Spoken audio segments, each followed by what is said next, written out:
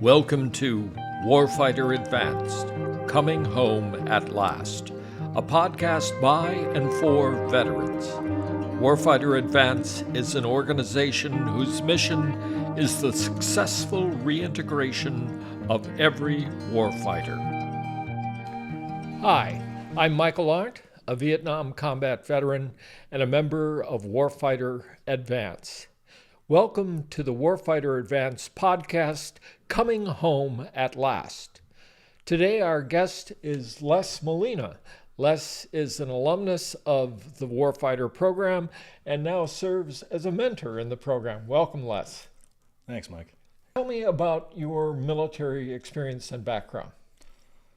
So I joined the Navy in 2004 from San Diego, California. Went through boot camp in Great Lakes, Illinois, and then went through A school in Pensacola, Florida. And while I was in Pensacola, Florida, we had Hurricane Ivan hit, so my time there was extended from being 5 weeks to 5 months. And from there, went to Lemoore, California for 6 years to work on F-18, Echo, and Foxtrots. And then I went to Whidbey Island to work on the composite repair work center at Fleet Readiness Center Northwest. Went to an expeditionary growler squadron, VAQ 132, in 2014. Came out to Patuxent River, Maryland in September of 2018, and then went back to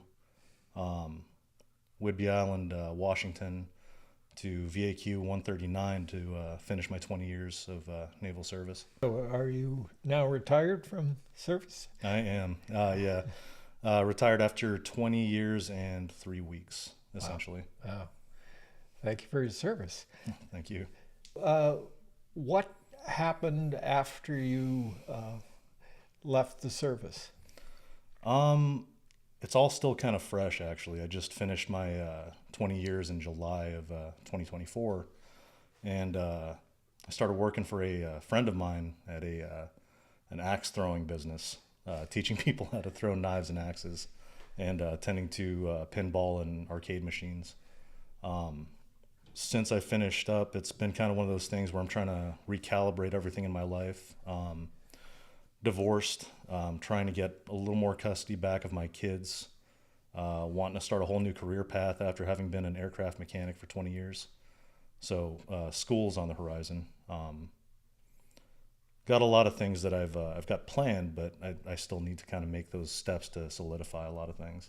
So what led you to Warfighter Advance? So turns out that Doc Veton was my therapist here when I was in Patuxent River.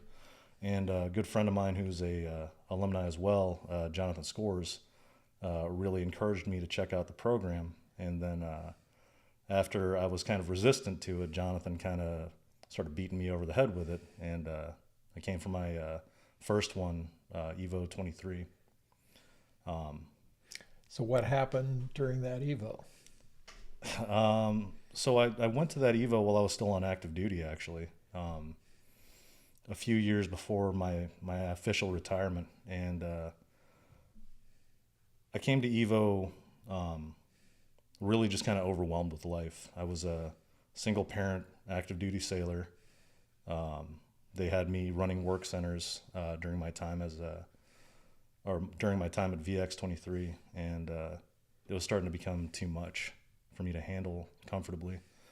Coming here gave me a lot of tools back for how to manage things a little more effectively. Gave me a little bit of the ability to breathe that I feel like I lost. And now you're back working as a mentor. First of all, why did you volunteer to come back as a mentor? And secondly, what does it mean for you to be a mentor to other vets like yourself? Honestly, the first time coming here for Evo 23, it made such a big impact that it's kind of difficult to put into words efficiently. Like saying that it gave me the ability to breathe back is just a bit of an oversimplification. Helped helped me shift the way that I look at the world, the way that I look at myself and all the things that I've been through and done. It felt important for me to come back here as a mentor because everything that this gave me the first run through, selfishly, I wanted another crack at it. And unselfishly, I wanted to pass it along to the next group of vets that was going to come through. What would you say to veterans who may be watching or listening to this podcast and maybe struggling with some of the same issues you struggled with? Honestly, the biggest thing that I would encourage other veterans to do is, if not take advantage of this program, find another program where people genuinely care and put real effort into not just helping you put pieces back together, but building yourself up to be who you want to be. Well, I thank you for talking to us today, and thank you for your service to Warfighter Advance. Thank you for your service, Mike. Joining me today is Chuck Ruby. Chuck has been a lecturer, a faculty member for Warfighter Advance for a number of years. Welcome, Chuck. Thank you. Good to be here. So how long have you been coming to Warfighter and talking? About a little over 10 years, I think. I first met Mary Featon, the director of Warfighter. I don't know exact year, maybe 2011, 2012, when I was involved with the International Society for Ethical Psychology and Psychiatry, and we were looking for somebody to join us who has an interest in this issue with veterans and how the psychiatric community treats veterans. So talk about this, which is your specialty, and talk about what you do when you come to Warfighter and talk at the Evolution. Okay. I'm a clinical psychologist licensed in Maryland, and I have been so for about 27 years or so. Early in my career, I became very disenchanted with the sort of the mainstream medical model of mental illness and saw how it was false, for one thing, and how it harmed people who that model was applied to. And so I eventually found out about the International Society I mentioned and joined it. They'd been going on for decades, but when I joined, there was an interest in veterans issues. And so I was put in charge of what was called at that time Operation Speak Up. And it was an attempt to highlight the difficulties that veterans experience who are going to the VA psychiatric clinics or who are taking advantage of conventional psychiatric treatment and how that could be very harmful. And in that process, I think I just accidentally saw online once Mary Featon's website, and I reached out and contacted her. We had a meeting over lunch, and she joined the society. I joined her effort, and the rest is history. So I started providing an hour and a half long lecture at that time to the attendees about what I saw as the problem. It eventually, one day I thought I may put together a handout to give to the attendees so they can follow along with my talk. And that handout eventually turned into this.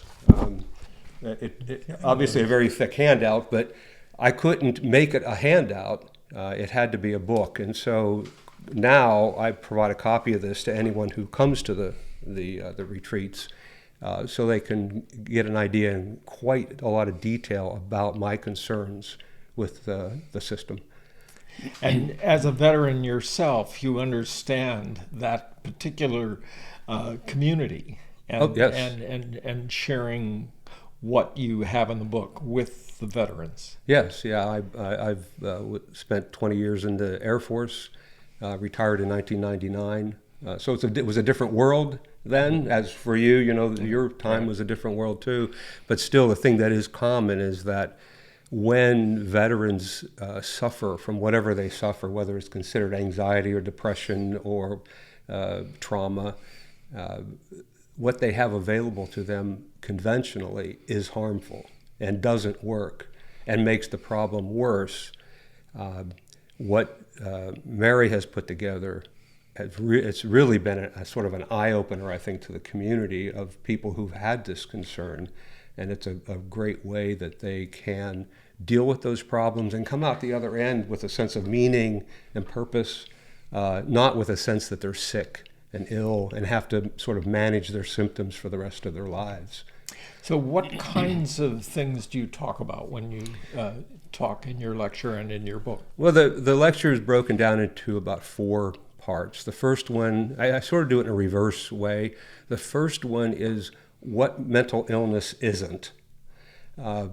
Most people think they know what it is. And by the way, I use the phrase mental illness just out of convenience, because if I said problems in living, you wouldn't get the same picture. I'm talking about what the convention says is mental illness. I don't like that term. I think it's sort of a foundational, misleading part of the language that makes us think something that isn't true. So I tell them what it isn't. So it isn't like diabetes and cancer, despite what the American Psychiatric Association says or the American Medical Association. It isn't a literal illness any more than spring fever is a literal illness. And we know that's not a literal illness, and we wouldn't give antibiotics to somebody suffering from spring fever. Well, we do give antidepressants to people who are said to suffer from depression, even though depression is not a literal illness. It's a big problem, but not some kind of a disease process in the body. So I try to point that out, what it isn't. It isn't a literal illness. And then I talk about the industry's attempts to classify the different kinds in what is the Diagnostic and Statistical Manual, how those classification schemes are invalid and unreliable, admittedly so, even by the mainstream mental health authorities. Talk a bit about psychiatric treatment and what it actually is. In my estimation, all forms of psychiatric treatment are nothing more than, I refer to them as slaps in the face. It's an attempt to get you to shut up about your complaints. Symptom reduction, that's the same thing. So in the mental health field, a symptom is a complaint we have about something. If I can get you to not complain anymore, that's considered effective treatment. And that's how it works with psychiatric drugs, with lobotomies, with cingulotomies, with electroshock, even with psychotherapy. That can be a slap in the face too, because it's focused, the conventional view is it's focused on correcting some defect in you through talk, by talking with you and getting you to think differently about things, basically telling you you're not valid in how you see things. It's not as bad as you think it is and things like that. Right. So it's still sort of a forced shut up about your complaints. And then finally, I finally get to the point of what is this thing we call mental illness. And I view it as a sort of a natural, normal, expected, understandable response we have to very difficult experiences. Nothing more than that. And those responses might be quite bad for us. It may put us into a tailspin. It may damage relationships. It may lead to us losing our jobs. But those are the things we do in response to the very difficult things we experience. They're not, as what the DSM says, they're not a dysfunction in us. They're our response to the world. That's a far different picture than to say you're ill, you're diseased, you're defective even, and we doctors have to treat you in some way. There's just no way to treat. Psychiatric treatment, in essence, is either palliative, it can soothe pain with enough drugs or electroshock, or controlling your ability to do things by hospitalizing you against your will and things like that. Well, thank you so much for sharing this important information with us today, and thank you for your service to Warfighter Advance. You too. This has been another episode of Warfighter Advance podcast, Coming Home at Last. Thank you for joining us for the Warfighter Advance Coming Home at Last podcast. Warfighter Advance envisions a world where warfighters are fully restored through a non-medical process. To achieve that vision, Warfighter Advance sponsors 6 7-day training sessions each year to which veterans and active duty service members can apply, and for no cost to the warfighter. If you or those you know are struggling with issues related to reintegration, please contact us through our website. We are dedicated to lead the way so that every warfighter has the information, tools, and support they need to successfully reintegrate. Until next time, this is Michael Arndt on behalf of Warfighter Advance.